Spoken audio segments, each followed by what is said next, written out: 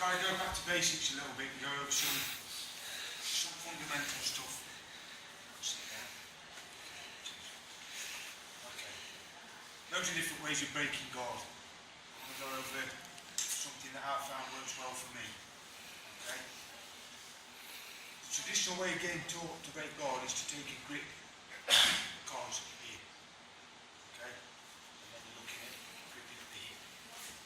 But I found with this, a defence that's easy to do. If somebody grabs your collars like that, your collars are, you've got to go to the trouble now trying to get that. While you're doing that, the person's pulling you in, attacking your arm. Okay? So when the gi's tied, especially, I like this. Because I don't care if he tries to pull that open now.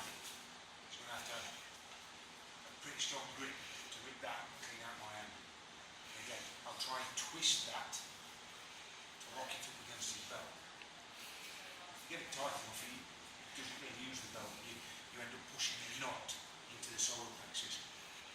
Okay? The elbow sits in, so I don't lock a dead straight arm. The elbow sits in, my chest comes forward, my head stays up. And this is important. When I get to moving the legs a bit, it will be quite evident why. This hand as well. I take a grip, I'm looking for where his pelvis is. See him move. So I want to be gripping about there. Okay? Even a little higher. So when that pushes down, you've got like a double whammy really. You're pinning the hips, and if you've got the right grip, you're cutting one of his balls off as well. So it does encourage the person to open the guard a bit soon. But this is where the emphasis, where I used to get it wrong, and I come to understand why I could never break anybody's guard. And I was working from that at the time. Where people forget then, right, you've got to move your legs. You're not going to be able to just push out of somebody from there. Okay, if they want to keep their guard on, they're going to make it damn hard work for you. So you've got to move your legs. So before you even move the legs, where it goes wrong for a lot of people is, you feel that you've got to get the weight off your feet and your lower legs to move. So the instinctive thing to do is to lean on the person to take your leg out of the way. But the moment you lean in, if they've got anything about it, they pull you in and they broke your posture. So you're going to struggle to break guard because you're flat down. So what you've got to work at here is you get your grip, you get the grip, and you keep this position fixed. And then from there you just stretch back. So the pressure really pins the person's hips into the ground. Me taking my leg back, we did a little bit of this yesterday. A couple of the guys had never felt it. Felt pressure straight away. And as I bring my knee in there, I take that other knee out. That's broken Josh's guard. Because if you don't keep pressure on the hips, the moment you do this, you either get pulled in, or when you bring your knee in, the lift the hips off the ground, you know better forward. Okay? So it's here. We're in this position, fighting the guard. I don't want him getting up, getting the collar. And it's not a race. You haven't got to go here, here, and twist all in one go. It won't happen. When I first started using this, I went back over to where I used to train. And there's a couple of guys there, one of the guys was a purple belt. And I did this and he just laid there looking at me with a completely bemused look on his face. Because he's never experienced it. He had no idea what I was doing. It wasn't until he felt the pressure that maybe the penny dropped. By then it was too late. So get that grip. So I might, from here, the first bit, in this position, I'm defending the grips. I don't want to get, now I'll pull these together. Because I can sit back from here. I don't care if he grabs my sleeve.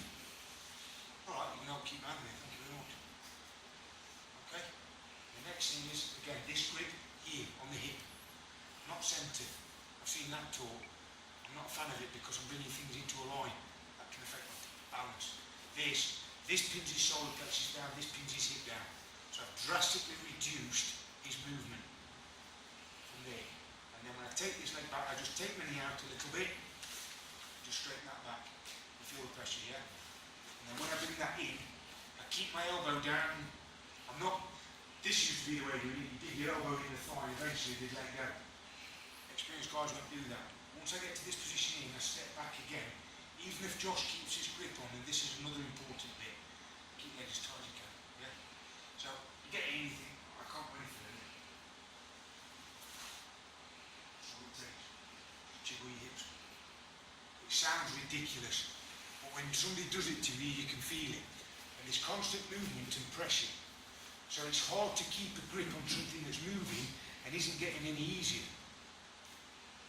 So it'll go, it'll like pop all of a sudden. And in your head you think it's not working. But believe me, they're kind of gripping harder and harder and harder. Legs fatigue, it's done. If you've got somebody with exceptionally long legs, you then climb out. So we'll do this again. Look, see it. I wrap it over. See, this arm's back here. I want this arm to be able to shield in case a person tries to.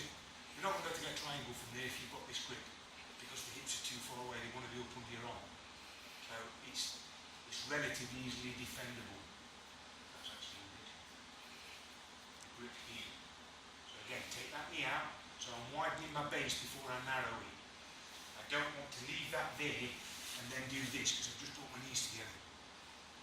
For practice. There. So I take that out wide. That allows me to put a little bit more pressure on his hip. Now when I stretch, look, I'm pinning him, I'm pushing against him. I've got a structure. And he comes in. Now if Josh's legs are a lot longer, I've done all this and it's not going.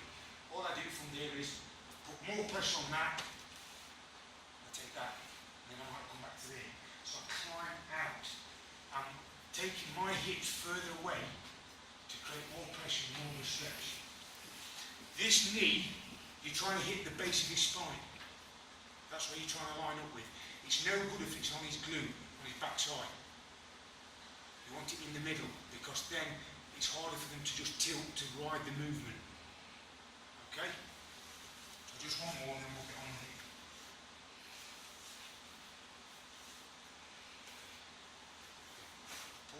Bring them together. Rapid. If you want to rapid again, it doesn't matter. It's a good knot. So now when I go to pull this, it's not going to strip out. Again, this hand, see, it's here. I always keep the hand to the outside of the thigh, even if the elbow's in.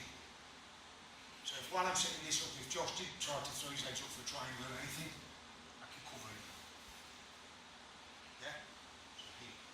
Grab this material, push in. Feel for the crest of his hip. Pelvis, however you want to look at it. I take that knee out, I stretch that back, I really stretch, I'm pushing away, I broke his guard, I've not even brought my knee back in yet. That will set it up. And from here I can track to pin. This elbow here stops that leg flying over the top. And you've got a fighting chance of stopping them sneaky ones that try to do a knee shield. Right? Yeah? So your elbow being down, you're covering a couple of bases. Alright, if I do this, that you can pop straight through. Deal with that. Then when this sleeve grip becomes of use, because they've got a push with this and a pull with that, so you're in contact. But here, if I keep this right, it goes to bring his knee in. I can cover it. So we can change in situation, setting, and can start to climb through. Okay? So we're looking at the break, the guard break. And what you'll find with this, some of you might, if you've already got a useful guard break, that's great. Hopefully this will be an addition. If this is one of the situations where you kind of think, I'm struggling a bit with this, getting that and then that wriggle, when people that you regularly train with know that you do it, they'll open the guard quick. You won't, by being good at this, you won't have to do it. But it sounds a bit of a weird thing to do, but that's what you're looking towards doing. If they can feel that the hips aren't moving, the pressure's there, they'll more than likely open their guard before it's too late, because they've got to try and be proactive. Because if they wait for you to break that and you